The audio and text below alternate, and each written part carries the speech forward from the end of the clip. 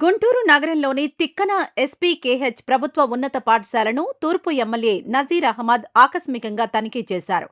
పాఠశాలలో 136 మంది విద్యార్థులకు గాను కేవలం 25 మందికి మాత్రమే భోజనం వండడంపై ఆయన తీవ్ర ఆగ్రహం వ్యక్తం చేశారు.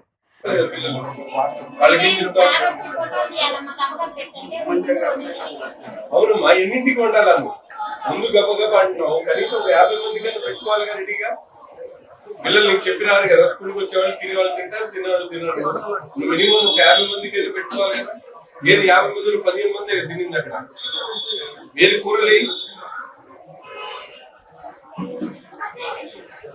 అప్పట్లా లెక్క మీ ప్రభుత్వం మొత్తానికి ఇస్తున్నప్పుడు మీరు మంచి భోజనం పెట్టి అందరికి తినిపించాలా. 10 మంది కూడా పెట్టకపోతే ఎట్లా? మధ్యాహ్నం 1 గంట దాటినా విద్యార్థులకు భోజనం అందించకపోవడం మరియు ఉపాధ్యాయుల సమయ పాలనపై అసంతృప్తి వ్యక్తం చేసిన ఎమ్మెల్యే బాధ్యులైన వారిపై విచారణకు ఆదేశించారు. అనంతరం విద్యార్థులతో కలిసి భోజనం చేసిన ఆయన ఆహార నాణ్యత విషయంలో రాజీ పడేది లేదని స్పష్టం చేశారు. ఈరోజు గుంటూరు నగరంలో ఉన్నటువంటి స్టేడియం బ్రహ్మానందరెడ్డి స్టేడియం ఎదుర్కొన్నటువంటి పులిపాక ప్రభుత్వ పాఠశాలను సందర్శించడం జరిగింది. ముఖ్యంగా 10వ తరగతి పరీక్షలు జరుగుతున్నటువంటి పరిస్థితిలో ఈరోజు చాలామంది పిల్లలు మధ్యాహ్నం పాఠశాల అంటే ఎగ్జామ్స్ తర్వాత 1 గంట నుంచి 4:30 వరకు స్కూల్ జరిగేటువంటి పరిస్థితులు ఉన్నాయి. అనేక మంది పిల్లలు మధ్యాహ్నం భోజనం చేసి స్కూల్కి వచ్చేటువంటి అవకాశం ఉంది. కాబట్టి ఈరోజు ఈ పాఠశాలలో సందర్శించినప్పుడు చాలా బాధగా ఉంది. ఎందుకంటే 136 మందికి సంబంధించినటువంటి అంటే ఒక్కొక్క పిల్లవాడికి 150 గ్రాములు చొప్పున రైసు ఉదయాన్నే ఎవరు తింటారు అనేది లెక్కేసుకున్న తర్వాత ఆ పాఠశాలలో ఉన్నటువంటి హెచ్ఎం గారి నేతృత్వంలో ఒక టీచర్ని అలాట్ చేయడం, ఆ టీచరు ప్రతి క్లాస్ రూమ్లో ఉన్నటువంటి పిల్లల్ని అడిగి ఎంతమంది భోజనం చేస్తారని చెప్పి ధృవీకరించుకున్న తర్వాత ప్రతి పిల్లవాడికి కూడా 150 గ్రాముల చొప్పున రైస్ని కేటాయించడమే కాకుండా ప్రతి పిల్లవాడికి ఒక గుడ్డు ఒక చిక్కిని ఇవ్వడం జరుగుతూ ఉంది. ఈరోజు ఇక్కడ పులిపాక పాఠశాలకు సంబంధించి 136 మందికి మెటీరియల్ ఇవ్వడంతో పాటు వారికి కావాల్సినటువంటి చిక్కీ కానీ గుడ్లు కానీ అన్నీ కూడా ఇవ్వడం జరిగింది. దురదృష్టం ఏంటంటే మేము ఈ పాఠశాలకు వచ్చినప్పుడు దాదాపు 12:45 1 గంటకు వచ్చాం. అప్పటికి కూడా ఒక 15 నుంచి 25 మంది వరకే భోజనం వండడం జరిగింది. మిగతా 100 మందికి ఇంకా నేను రెడీ చేస్తున్నానని చెప్పేటువంటి మాట ఇక్కడ పనిచేస్తున్నటువంటి ఆయా ఎవరైతే వంట చేసేటువంటి ఆయా చెప్పడం జరుగుతూ ఉంది. దీని మీద స్థానికంగా ఉన్నటువంటి ఎంఈఓ గారికి కూడా దీని మీద పూర్తిగా విచారణ చేయాలని చెప్పి ఆదేశించడం జరుగుతూ ఉంది.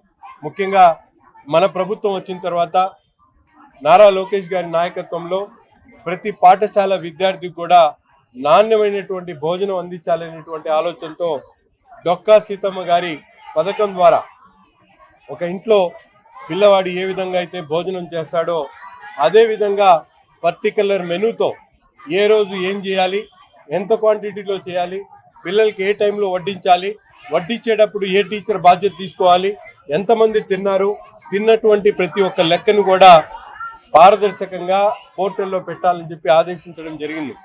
కానీ ఈరోజు గౌరవ విద్యాశాఖ మంత్రి గారు 164 ఎమ్మెల్యేలు ఏదైతే కూటమికి సంబంధించినటువంటి ఎమ్మెల్యేలందరూ కూడా తమ నియోజకవర్గ పరిధిలో ఉన్నటువంటి ప్రభుత్వ పాఠశాలలో మధ్యాహ్న భోజన డొక్కా సీతమ్మ మధ్యాహ్న భోజన పథకం ఎక్కడైతే నిర్వహిస్తూ ఉన్నారో అటువంటి చోటుకెళ్ళి ఆ భోజనం ద్వారా పిల్లలు ఎంతవరకు సాటిస్ఫాక్షన్గా ఉన్నారు, వారికి ఇవ్వాల్సినటువంటి ప్రతి ఒక్క మెనూ కూడా అందుతుందా లేదా, అంతేకాకుండా పాఠశాలలో మరుగుదొడ్లు కానీ అలాగే వారికి రావాల్సినటువంటి ప్రభుత్వానికి సంబంధించినటువంటి తల్లికి వందనం కార్యక్రమం కానీ, అంతేకాకుండా పాఠ్య పుస్తకాలు అలాగే స్కూల్ యూనిఫామ్స్ బ్యాగ్స్ అన్నీ ఏదైతే ప్రభుత్వం ద్వారా వచ్చేటువంటి ప్రతి ఒక్క అంశం మీద కూడా ఈరోజు పిల్లల ద్వారా ఫీడ్బ్యాక్ తీసుకొని మై టీడీపీ యాప్ ద్వారానో దాన్ని అప్డేట్ చేయమని చెప్పి కూడా ఆదేశించడం జరిగింది. కానీ ఈరోజు ఆకస్మికంగా ఈ పాఠశాలకు రావడంతో ఇక్కడ ముఖ్యంగా చాలా విధాల్లో నేను చూస్తే చాలా సాటిస్ఫాక్టరీ లెవెల్ చాలా తక్కువగా ఉంది. ఎందుకంటే టీచర్స్ కూడా ఆన్ టైంలో రానటువంటి పరిస్థితులు.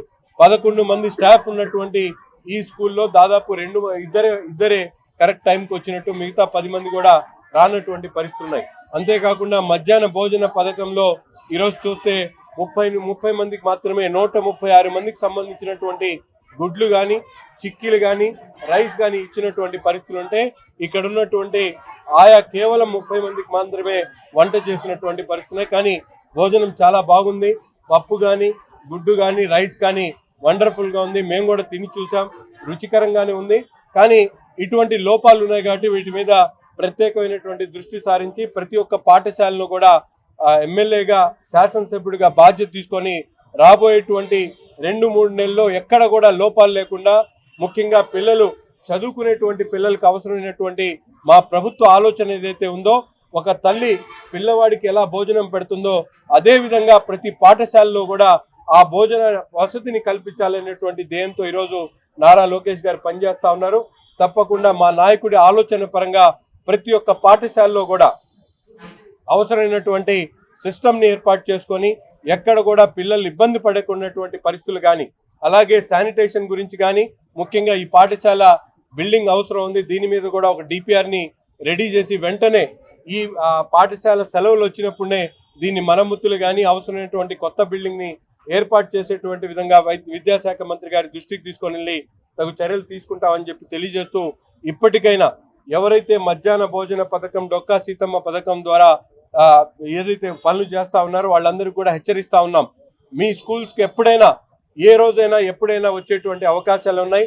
ప్రతి ఒక్కరు కూడా ఏదైతే ప్రభుత్వ ఆలోచన ఉందో దానికి తగినట్టుగా రుచికరమైనటువంటి భోజనం ఎంతమందికి అవకాశం ఉంటే అంతమందికి పెట్టాల్సినటువంటి అవసరం ఉంది.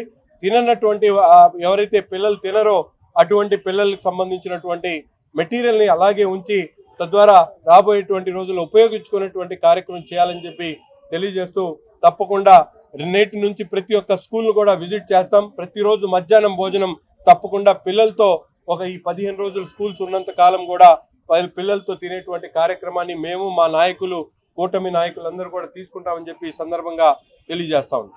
ఈ వీడియో నచ్చితే లైక్ చేయండి. అలాగే మా ఛానల్ ని ఫస్ట్ టైం కనుక చూస్తున్నట్టయితే ఇప్పుడే సబ్స్క్రైబ్ చేసుకుని పక్కనే ఉన్న గంట సింబల్ ని యాక్టివేట్ చేసుకోండి. అప్పుడే మేము పెట్టే ప్రతి వీడియో మీకు నోటిఫికేషన్ గా వస్తుంది. అలాగే ఈ వీడియో పూర్తిగా చూసినందుకు ధన్యవాదాలు.